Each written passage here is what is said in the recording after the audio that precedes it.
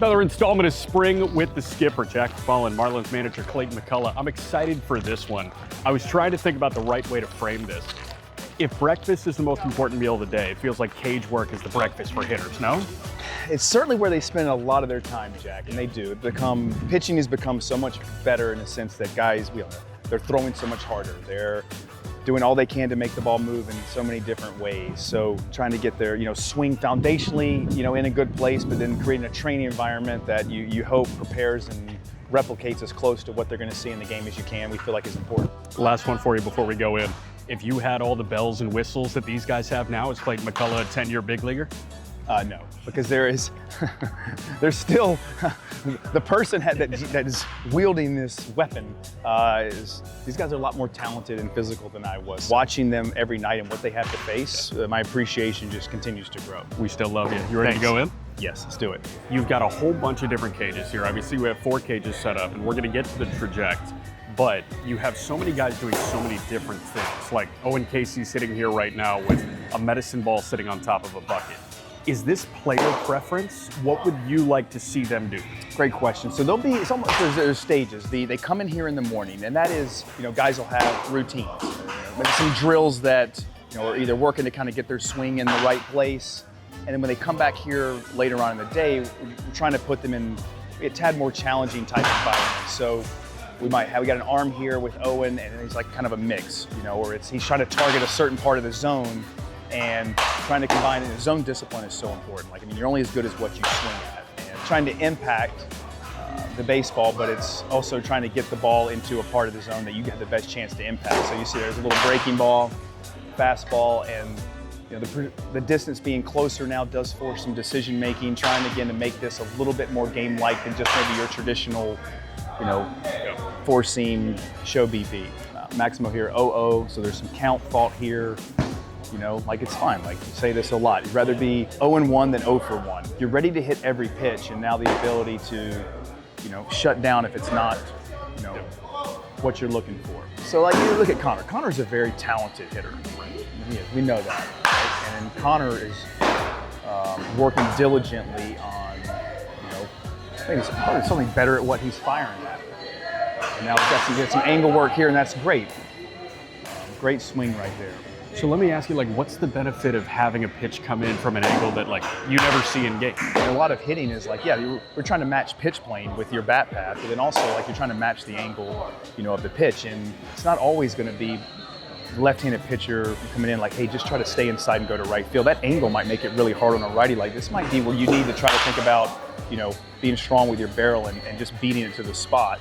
So that Crochet or someone like that, it's just, you try to go to right field, he just chew you up. Right. And he still might chew you up anyway, but your best shot is to try to just, match that angle and get it out in front and pull it. Madison Bumgarner back in his day. Right. They're looking back here, they have hit tracks going that gives them their batted ball data. It'll show them zone location, exit velocity, launch angle. So it's trying to be really elite at what we swing at, and then when we swing, being able to impact it in a way that is most optimal. It's also a relatively new thing. All these guys looking at the iPad really after every batted ball. Are you okay with that? Would you like them to do that after every? That's a great question. I think it's very easy, somewhat like paralysis by analysis, yes. Right? You fall into this feeling I need this perfect swing to go get a hit. And odds are during the season, things are going to be off. You're going to be out of whack, but you still have to have the ability to go compete against the pitcher. You can still go get a knock in a major league game without maybe feeling perfect.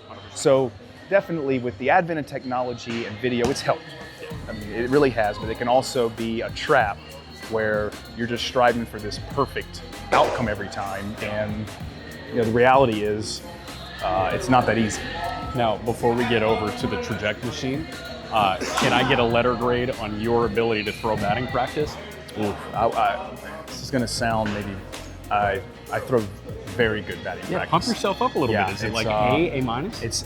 It's A plus. I could go throw Group 1 for any major league team. Are you waiting for a Derby invite? If a Stowers or somebody else ends up in the Derby, I would assume you'd be through. I need to get my arm in shape for that. I used to just come to spring training, and that was more old school, right? To get my arm in shape during spring training, and it doesn't work that way now. So I'm going to throw a little more than I did last year. I need to start getting it cranked up. Preventative care, it's important. Yeah.